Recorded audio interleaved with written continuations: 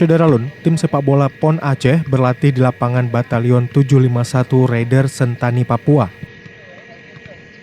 Latihan ini sebagai persiapan untuk menghadapi duel terakhir Grup C melawan Kalimantan Timur Senin 4 Oktober nanti di Stadion Barbanas Yowe, Kabupaten Jayapura, Papua.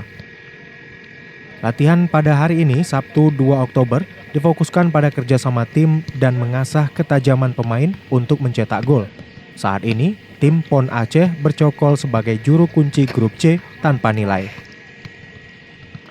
Pelatih Fakhri Husaini meminta anak asuhnya untuk bekerja keras karena hanya ada satu pilihan, yaitu menang.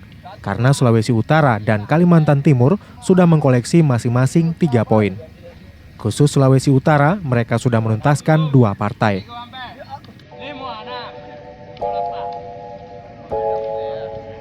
Hidup rekening udah lain suara.